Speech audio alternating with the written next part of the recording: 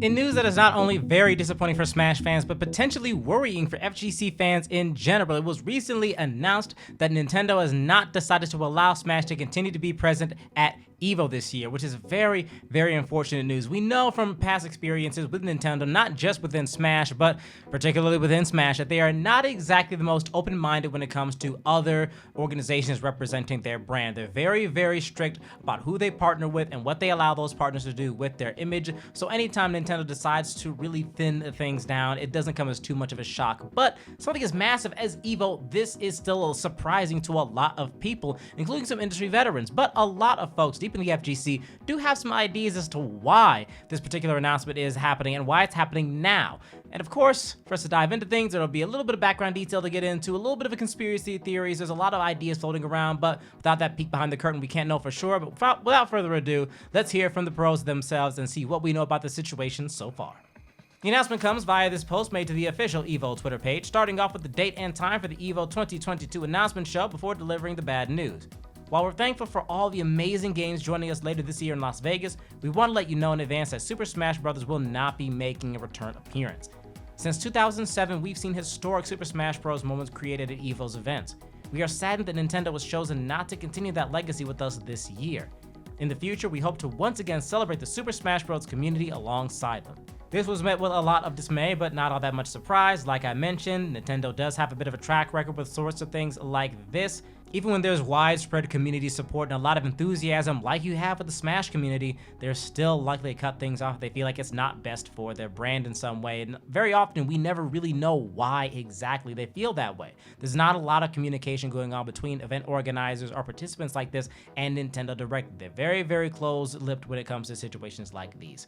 As Alpharad puts it, nobody hates Nintendo fans like Nintendo does. However, right here is where we need to go over three important pieces of information, because one or all of them could be contributing factors into this decision. And this has been brewing for quite some time. There has been a lot going on with Evo in recent years, so we need to just briefly recap so you can understand potentially the motivations going into this. Why this? Why now? Why Evo?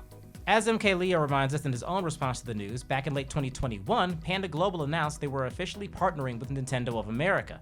In 2022, Panda will bring the first officially licensed circuit for Super Smash Bros. Ultimate and Super Smash Bros. Melee to North America. More details for this short series of events with cash prizes coming later.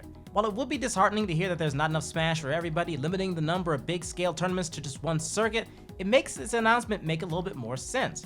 They've given their official stamp to the Panda Global tournament and don't want to give it to anyone else. It's just one issue, there's still no word on when this would be.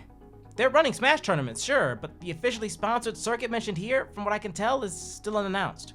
The second point that must be raised even further back last year in March was Sony Buying Evo, raising the question as to whether or not this was entirely Nintendo tightening its grip on tournament representation, or perhaps deciding they didn't like the offer anymore. This could have gone any number of ways if it were the case. Maybe Nintendo didn't want to be involved the minute Sony would be directly profiting from it. Maybe Sony made an offer once they were in charge and Nintendo wasn't buying.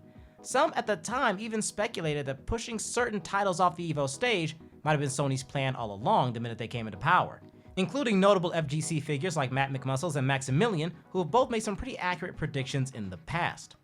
Now, I will say, before I read any of this stuff out loud, and more stuff that has sort of come to light over the past 24 hours, my first instinctual, guttural response: only Sony games at Sony Evo. And of course, even further back, it is worthy of mention the widespread controversy surrounding Evo 2020 being canceled due to sexual misconduct allegations against Evo co-founder and organizer Joey Queller, aka Mr. Wizard. While a lot of restructuring and purging of bad actors has happened since then, and it seems unlikely that Nintendo would pull Smash now due to this directly, it follows a logical chain. This controversy does major PR damage to Evo. Sony swoops in with both the cash to help Evo keep afloat and the resources to potentially ensure greater accountability and a better chain of command in the future as the tournament revitalizes itself. And all the while, Nintendo quietly begins exploring their options to get away from a competitor-owned tournament with a recovering reputation. That brings us to Panda Global, that brings us to the present. It's hard to say without seeing behind the scenes, and we may never get that peek behind the curtain. As tough as it is to have an Evo with no Smash, the FGC has always been one of the most grassroots communities in esports. With or without a big stage and bright lights, we'll be smashing somewhere. By the way, Panda Global, if you're looking for commentators for that Smash circuit, my DMs are open.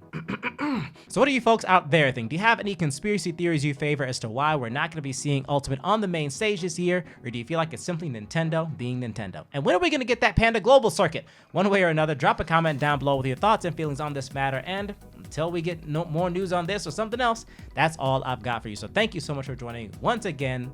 And as always, Play Windjammers.